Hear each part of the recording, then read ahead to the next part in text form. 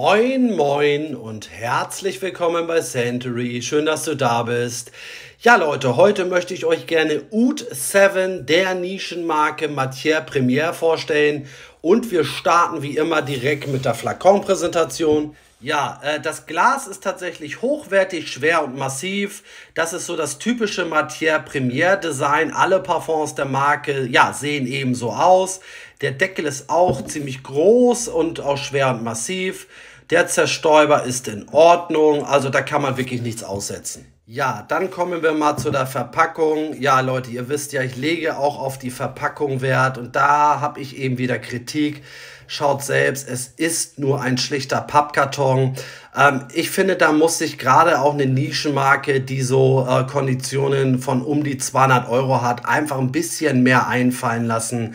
Also es hat zwar eine ganz angenehme Haptik, weil das so schwarz mattiert ist, aber wie gesagt, da gibt es für meinen Geschmack wirklich Optimierungsbedarf. Ja, aber wie sage ich immer so schön, natürlich geht es primär immer um die Duft-DNA, immer um den Inhalt. Ja, ich blende euch schon mal die Duftnoten ein.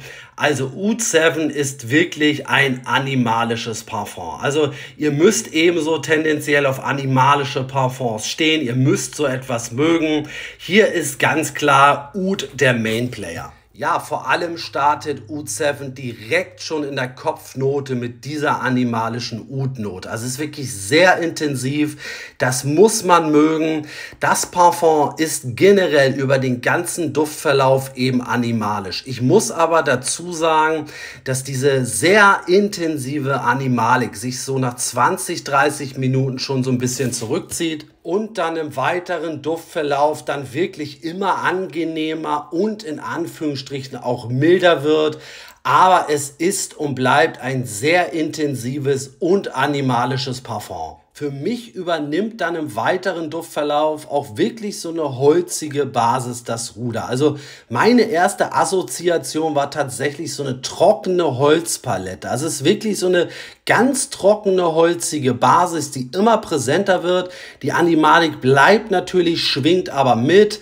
Dann haben wir auch eine feine Tabaknote. Es ist kein tabakdominiertes Parfum, aber so eine ganz leichte Tabaknote schwingt mit. Und ein bisschen Amber haben wir auch noch, Patchouli und Labdanum. Ich finde auch so, dass man diese einzelnen Noten ja auch herausriecht, aber das sind eben nur so beiläufige Duftnoten. Es ist und bleibt eben ein intensives Oud-Parfum auf einer sehr wirklich holzigen Basis. Ja, und so nach 9 bis 10 Stunden, also wirklich im allertiefsten Drydown, wird es wirklich richtig schön weich, sanft und angenehm. Also es läuft dann wirklich aus. Ich finde sogar tatsächlich, dass es dann eben sehr, sehr angenehm ist. Irgendwie schwingt da auch noch was, ja, leicht Süßliches mit, also sowas Weiches auch, fast schon Balsamisches.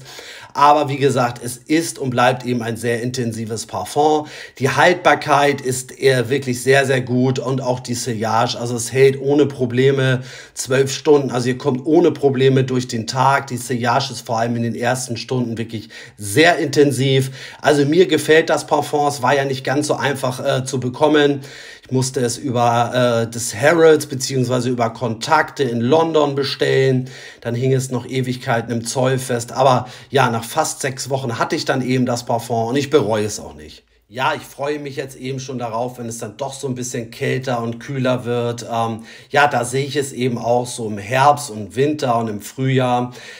Ja, alltagstauglich ist es natürlich nur bedingt. Natürlich kann man das auch immer so ein bisschen über die Sprühstöße steuern. Aber dadurch, dass es natürlich schon recht intensiv und animalisch ist, muss man einfach schauen, inwiefern man das in den Alltag integriert bekommt. Ja, und dann sind wir eigentlich auch schon durch für heute. Du kannst ja gerne mal kommentieren, ob du Oud 7 kennst und vor allem, wie du es findest. Es ist ja dann doch ein recht spezielles Parfum. Zu Falcon Leather von Matière Première hatte ich in der Vergangenheit auch schon ein Review auf meinem Kanal veröffentlicht. Das blende ich euch hier oben rechts ein, also schau da gerne mal vorbei. Dann sage ich danke, dass du hier warst. Bleib gesund und munter und bis demnächst.